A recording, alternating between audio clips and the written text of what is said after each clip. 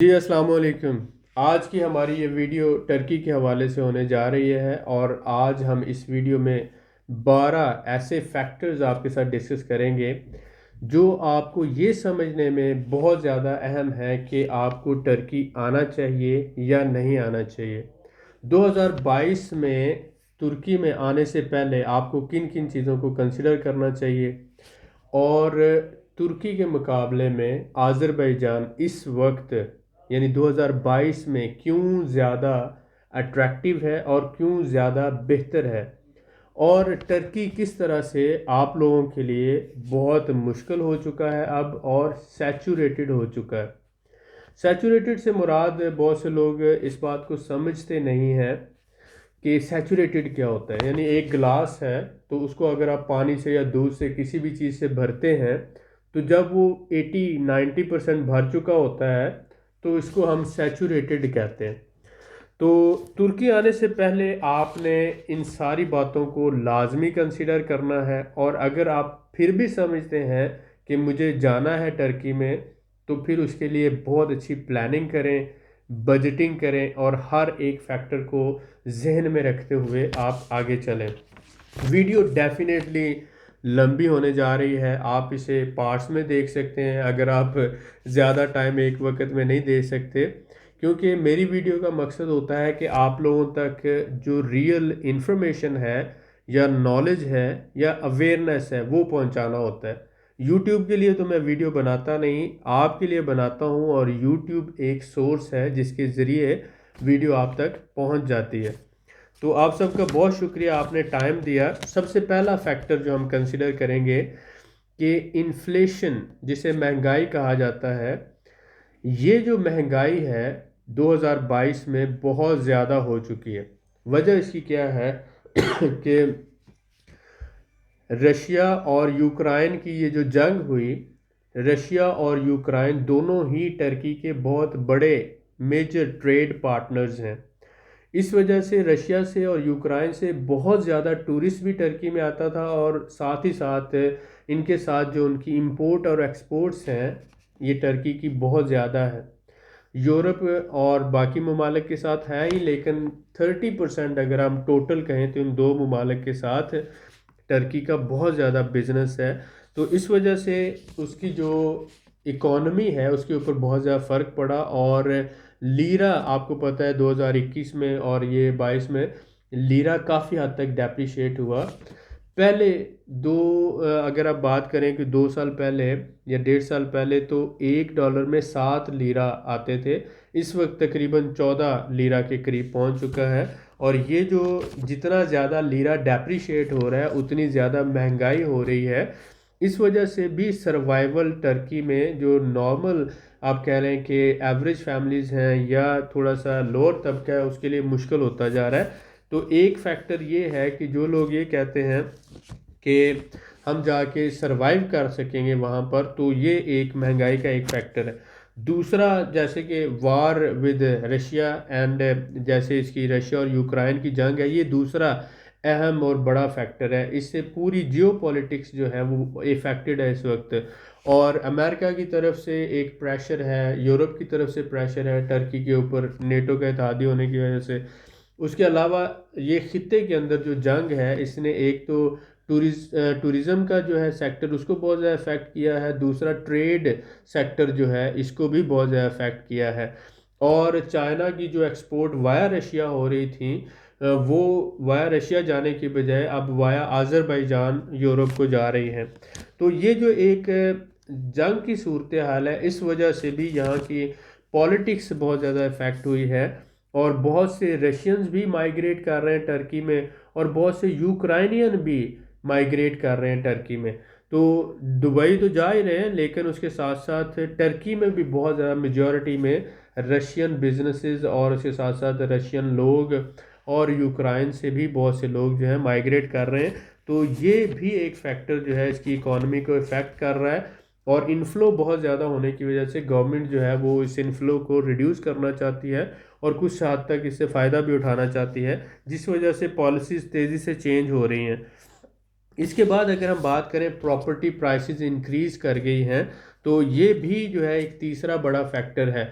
जैसे हम 2 साल पहले या 1.5 साल पहले आपको बता रहे थे कि 15-20 हज़ार डॉलर में आप घर लेकर प्रॉपर्टी रेजिडेंस ले सकते हैं, तो ये अब मुश्किल से मुश्किल होता जा रहा है। जैसे आपको ये पता है कि नॉर्मल घरों की प्राइसेस बढ़ी क्यों हैं, क्योंकि लीरा डेप्रिशिएट हो गया, एक फैक्टर। दूसरा कि जो चाइनीज़ बहुत ज़्यादा इन्वेस्टमेंट कर रहे हैं, आ रहे हैं प्रॉपर्टी के अंदर, यूरोपियन और अमेरिकन इन्वेस्टमेंट तो पहले ही है। उसके बाद इस जो वार की वजह से रशियंस और यूक्रेनियन जो लोग हैं, जैसे सीरियन बहुत से लोगों ने आके प्रॉपर्टीज़ खरीदी थी सीरिया से, तो इसी तरह से अब जंग की वजह से रशियन और यूक्रेनियन बहुत से लोग आकर टर्की में प्रॉपर्टी ख़रीद रहे हैं, जिस वजह से टर्की की प्राइसेस जो प्रॉपर्टी की प्राइसेस हैं बहुत ज़्यादा बढ़ गई हैं। इसके बाद चौथा जो बड़ा फैक्टर यहाँ पर आप देख रहे हैं कि इन्वेस्टमेंट बजट, जो लोग पासपोर्ट लेना चाह रहे थे तो उनके लिए पहले जो था $2.5 लाख की इन्वेस्टमेंट करते थे, $2.5 लाख की प्रॉपर्टी होनी चाहिए, $25,000 या $20,000 उसकी प्रोसेसिंग का था, तो 275 में उनको मिलता था ये, और ये जाके 3 से 6 महीनों में प्रोसेस होता था। अब ये बजट इंक्रीज़ कर दिया गया है 400, यानी कि आप सीधा सीधा 400,000 की बात करेंगे तो 4 लाख, जिसे आप कह सकते हैं 4 लाख, ये बजट कर दिया, 2.5 लाख से बढ़ाकर 4 लाख कर दिया गया है। जिसकी वजह से जिन लोगों ने ये समझ लें 2.5 लाख का बैरियर क्रॉस करने की कोशिश की, कुछ प्रॉपर्टी सेल की, पैसा जमा किया, ये वो, अब उनके लिए ये जो सिचुएशन बदल चुकी है। अब 4 लाख की ज़रूरत होगी, और 4 लाख नहीं, 4,25,000, वो जो 25,000 ऊपर प्रोसेसिंग और बाकी सारी चीज़ों के अखराजात हैं, उसको भी आप जहन में रखें। ये आपको कोई बताता नहीं है, लेकिन ये आप रखें कि जब तक आपकी फ़ाइल प्रोसेस होगी इतना आपका ख़र्चा ऊपर हो चुका होगा। तो ये बजट का इंक्रीज़ होना भी एक चेंजेस है। अगर आप 2.5 लाख को कंसिडर करके कर रहे थे तो भी आपको रिकंसिडर करने की ज़रूरत है। इसके बाद अब बहुत से लोग ऐसे थे पांचवा फैक्टर जो हम डिस्कस करने जा रहे हैं, no more TRC, tourist residence permit, TRC, tourist residence permit, no more, 99% rejection. अब ये जो एक बहुत बड़ा फैक्टर है, बहुत से लोग एशियन कंट्री से, पाकिस्तान, बांग्लादेश, श्रीलंका, इंडिया और इन मुख्तलिफ ममालिक से आते थे यहाँ पर टर्की में, और आने के बाद टूरिस्ट रेजिडेंस परमिट 1 साल का लेते थे और उसी के ऊपर बिजनेस या जॉब कर लेते थे। तो ये बहुत ज़्यादा ट्रेंड चला हुआ था, और इसकी जो 2021 में या बल्कि 20 में इसकी पॉलिसीज़ बन चुकी थी कि इम्प्लीमेंटेशन शुरू होगी, हमने अपनी वीडियोज़ में बताया था। अब उन्होंने इस पे इम्प्लीमेंटेशन करते हुए टूरिस्ट रेजिडेंस कार्ड तकरीबन समझ ले ख़त्म कर दिया है। आप अगर आपके पास टूरिस्ट रेजिडेंस कार्ड है भी तो उसके ऊपर जॉब नहीं कर सकते और ना ही बिजनेस कर सकते हैं। अगर कोई उसकी वायलेशन करता हुआ पाया गया तो उसे डिपोर्ट भी कर दिया जाएगा और बैन भी कर दिया जाएगा। ये सारी सूरत हाल, तो इसलिए TRC का मामला ख़त्म हो गया, आप उसको जो है वो समझे ख़त्म है। और इसके साथ साथ जो विज़िट वीज़ा है टर्की का, वो भी जहाँ से प्रोसेस हो रहा है, पाकिस्तान, इंडिया, बांग्लादेश, जहाँ से भी, तो उसके ऊपर सख्ती कर दी गई है। रियल बिजनेसमैन जो है, जिनका टैक्स का रिकॉर्ड है और बिजनेस का प्रॉपर जो है हिस्ट्री मौजूद है, सिर्फ उन्हीं लोगों को अब जो है वो बिजनेस विजिट वीज़ा भी मिलेगा, या टूरिस्ट वीज़ा भी जो है, अगर प्रॉपर आपका लीगल बिजनेस है या प्रॉपर आप शो कर सकते हैं डॉक्यूमेंटेशन, तो आपको मिलेगा। यानी कि उसकी भी सख्ती हो चुकी है। जैसे पहले जो है वो बांटे जा रहे थे, अब वैसे बांटे नहीं जा रहे, क्योंकि उनके पास पहले ही बहुत ज़्यादा लोगों का इन्फ्लो है, जैसे मैंने कहा जियो पॉलिटिक्स की वजह से, जंग की वजह से। तो इसलिए जो वीज़े के ऊपर भी सख्ती है, और उसके साथ साथ ये कोशिश कर रहे हैं कि जो सीरियन महाजर हैं, तकरीबन 5 मिलियन, यानी आप कह लें 50 लाख के करीब, इनको भी ये जो है वो मुख्तलिफ सेफ़ जोन की तरफ माइग्रेट करवा रहे हैं। और उनकी कोशिश ये है कि इसको जो है आहिस्ता आहिस्ता टर्किश गवर्नमेंट की, कि इनको इनके इलाकों में वापस भेजा जाए। उसके अलावा पाकिस्तान, इंडिया और मुख्तलिफ ममालिक से भी जो इलीगल माइग्रेंट हैं, जो बॉर्डर क्रॉसिंग्स करके आए हुए हैं, तो वो उनका भी एक इन्फ्लो बहुत ज़्यादा है, और उसको भी रिड्यूस करने की कोशिश की जा रही है। बहुत से लोगों को जिनको पकड़ा जा रहा है, डिपोर्ट किया जा रहा है। तो ये भी प्रॉब्लम्स हैं, और वजह ये है कि लेबर वर्क जो जिसमें आप समझ लें कि जितने भी सीरियन लोग हैं, पाकिस्तानी हैं, बांग्लादेशी हैं, इंडियन हैं, जो लोग इलीगल हैं वो सारे लेबर वर्क करते हैं और उसमें जो है लेबर मार्केट सैचुरेटेड है। तो एक तो जब ये लीगल पैटर्न पे होगा तो उसमें कुछ फ़ायदा तो होगा, लेकिन बहुत से लोगों का नुकसान भी होगा। तो ऐसी सूरत में आप ये कह लें कि जो हमारा छठा पॉइंट है, इलीगल माइग्रेंट्स। जैसे कि आपको पता है पाकिस्तान से या अफ़गानिस्तान से, इस तरह बांग्लादेश है, श्रीलंका है, नेपाल है, मुख्तलिफ ममालिक से लोग जो हैं, और साथ साथ ये इधर से भी अफ्रीका से भी लोग आते हैं टर्की में इलीगल माइग्रेशन करके, और ज़्यादातर लोग ये इस्तांबुल में ठहरते हैं। तो ये जो इलीगल माइग्रेंट्स हैं ये भी एक दर्द सर बना हुआ है टर्की के लिए इस वक्त, और इसकी वजह से लेबर मार्केट में आपके लिए कोई स्कोप नहीं है अगर आप कोई जाके लेबर काम करना चाहते हैं। सीरियन माइग्रेंट्स सातवां बड़ा, जैसे पाकिस्तान के ऊपर आप कह सकते हैं कि जब ये अफ़गानी महाजरीन हमारे यहाँ आए, अफ़गान महाजरीन, तो पाकिस्तान की इकॉनमी पे बहुत ज़्यादा फ़र्क पड़ा, और उसके अलावा पाकिस्तान की कल्चरल जो खूबसूरती थी, सकाफ़ती खूबसूरती, उसको भी बहुत ज़्यादा फ़र्क पड़ा। पाकिस्तान में आपको पता है कि इसकी वजह से ड्रग्स और असला वो बहुत ज़्यादा आम हुआ और मिस यूज़ किया गया सारे पैटर्न को। यही काम जो है ना हो टर्की के अंदर, तो टर्किश गवर्नमेंट ने पाकिस्तानी गवर्नमेंट से बहुत ज़्यादा इसमें हेल्प भी ली, और उसके साथ साथ इसको ऐसे किया कि टर्किश जो है अथॉरिटीज़ ने प्रॉपर एक जोन बनाए माइग्रेंट्स के लिए, उन जोन्स के अंदर महदूद किया गया। अब उनको आगे जो है वो सीरियन माइग्रेंट्स को सेफ़ एरियाज़ में ट्रांसफ़र करने की बात हो रही है। ये एक उनकी ओवरऑल इकॉनमी के ऊपर बर्डन है, और उसके साथ साथ जो बिज़नेस मार्केट है, लेबर मार्केट है, वो बहुत ज़्यादा माइग्रेंट्स की वजह से बहुत ज़्यादा सैचुरेटेड है। तो अगर आप कोई जॉब करना चाहते हैं टर्की में, कोई काम करना चाहते हैं छोटे लेवल पर, तो वो आप समझ लें कि स्मॉल बिजनेस और वर्क जो है ये दोनों सैचुरेटेड हो चुके हैं। तो इसलिए आपके लिए अगर आप 10-20 हज़ार डॉलर से कोई काम करना चाहते हैं तो आपके लिए टोटली कोई स्कोप नहीं है। इसलिए मैं ये कह रहा हूँ सैचुरेशन हो गई है। वजह कि जंग की वजह से बहुत से यूक्राइनियन, बहुत से रशियन नेशनल्स, और जो ज़्यादा बजट वाले नहीं हैं, उन्होंने आकर यहाँ पर रजिस्ट्रेशन करवाए, बिज़नेस शुरू किए। तो लेबर वर्क और स्मॉल बिज़नेस के अंदर आपके लिए अब स्कोप वो नहीं रहा जो एक अरसा पहले था। तो होप आपको ये बात समझ आ जाएगी। इसके बाद जो है आठवां हमारा इम्पॉर्टेंट पॉइंट ये है कि current public emotions against Pakistani, जो पाकिस्तानी लोग हैं यहाँ से जितने भी टूरिस्ट वीज़ा पर आए और उन्होंने टिकटॉक्स वगैरह बनाई और उन्होंने कुछ वीडियोस बनाई, डेफिनेटली उन्होंने गलत किया, लेकिन उनके इस गलत कदम को बहुत से पाकिस्तान दुश्मन जो ममालिक हैं उन्होंने उसको सोशल मीडिया पर ट्रेंड बनाया, और जो टर्की के जो अवाम है, पाकिस्तानी अवाम और टर्की की अवाम में एक खलीज पैदा करने की कोशिश की, ये एक साजिश करने की कोशिश की।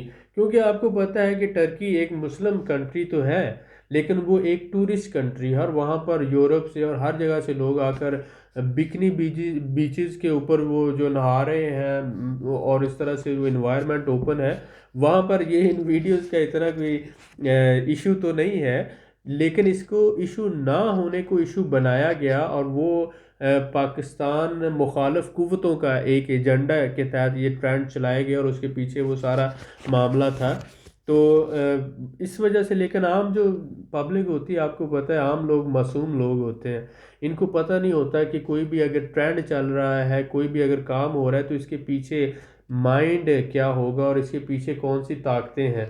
इनको तो वही नज़र आ रहा होता है जो सामने नज़र आ रहा हो, लेकिन जो बिजनेसमैन होता है उसको, इंटरनेशनल बिजनेस में जो लोग हैं, जो समझदार हैं, प्रोफेशनल हैं, वो ये समझते हैं कि कोई भी काम खुद से नहीं होता, उसको किया जाता है, और करने के लिए प्रॉपर जो है वो रिसोर्सेज इस्तेमाल होते हैं।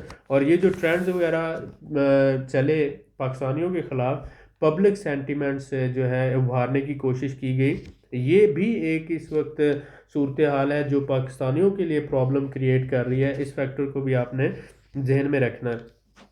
नौवां अहम फैक्टर ये है कि लैंग्वेज जो है हमारे यहाँ, एंड कल्चरल बैरियर, लैंग्वेज और कल्चरल बैरियर जो है, ये आप देखें कि टर्किश लैंग्वेज और टर्किश कल्चरल जो है बहुत से लोग आ जाते हैं लेकिन आने से पहले इन बैरियर को कंसिडर नहीं करते। आप जब टर्की में आएंगे तो लैंग्वेज एक बहुत बड़ा बैरियर है, और उसके अलावा आप एक कल्चर से उठकर दूसरे कल्चर में आ रहे हैं, तो आपने इस कल्चर को अडेप्ट करना होगा। तो इसके लिए आपको 3 4 6 महीने चाहिए, लैंग्वेज सीखने के लिए भी और कल्चरल अडेप्टेशन के लिए भी। तो लोग इसके लिए मेंटली प्रिपेयर्ड नहीं होते, जिस वजह से बाद में प्रॉब्लम्स होते हैं। तो ये आपने अपना जहन बनाना है, ये भी देखना है। इसके बाद आप देखें कि अगर हम बात करें तो टर्की में अब बिज़नेस जो है वो बहुत ज़्यादा एक्सपेंसिव होता जा रहा है।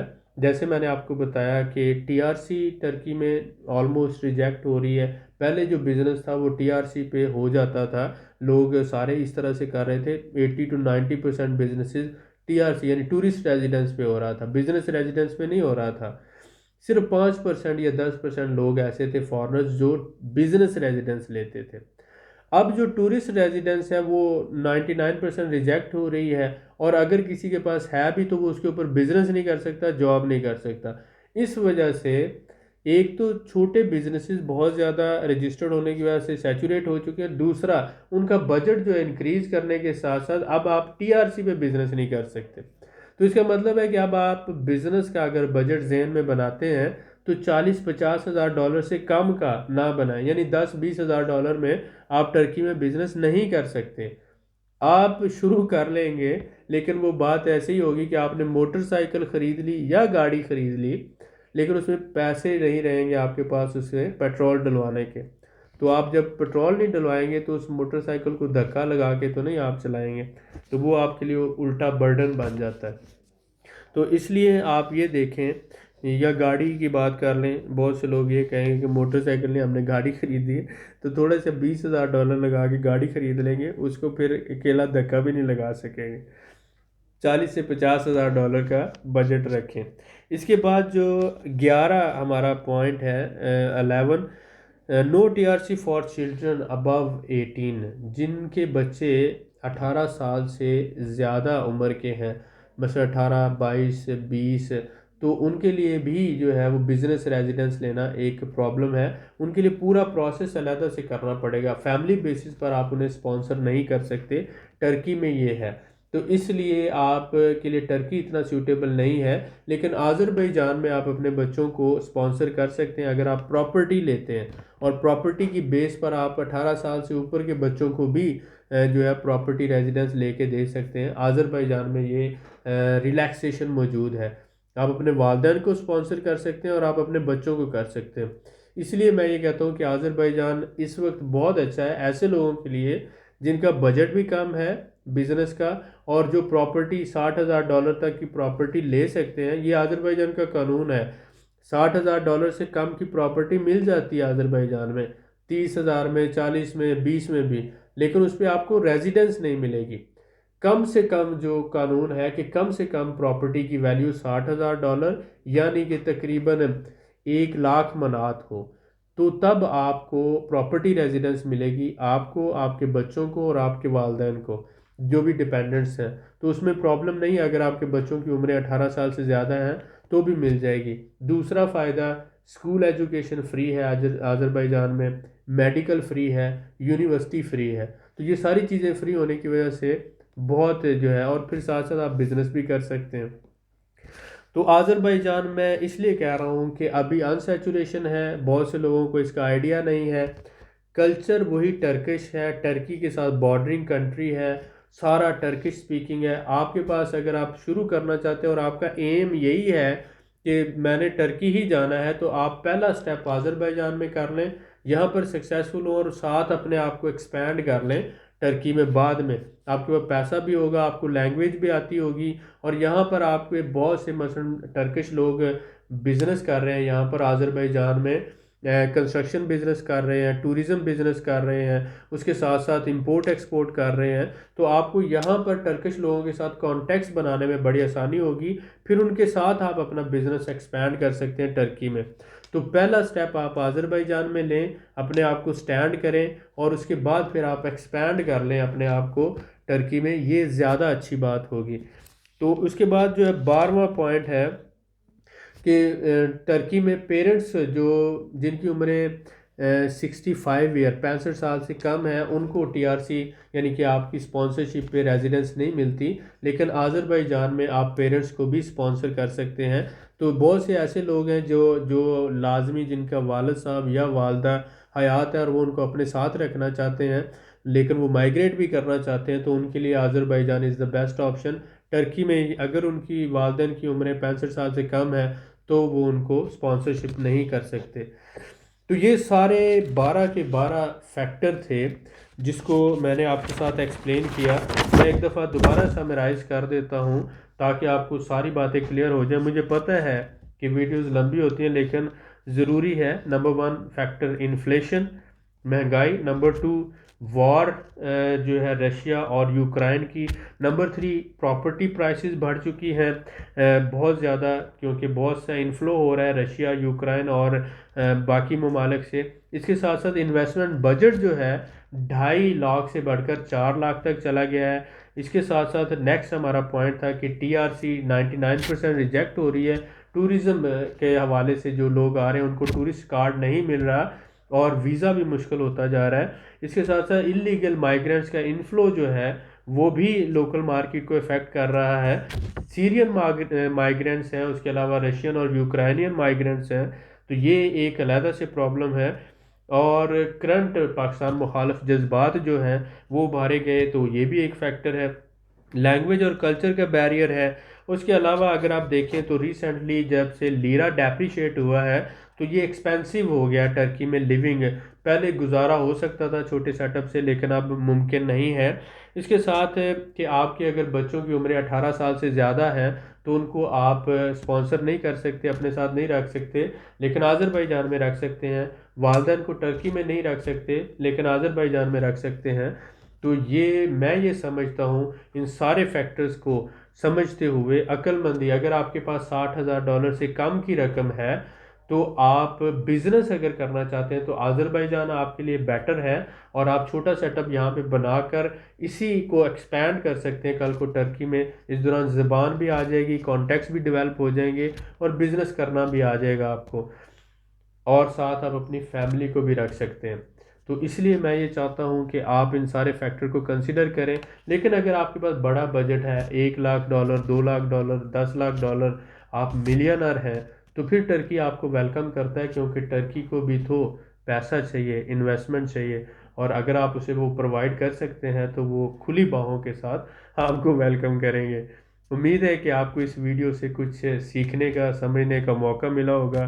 दुआ में याद रखें, नीचे कमेंट में ज़रूर लिखिएगा कि आपको ये वीडियो कैसी लगी और मैंने कौन सी बातें नहीं बताई, ताकि नेक्स्ट वीडियो में आपको बता सकूं। बहुत शुक्रिया।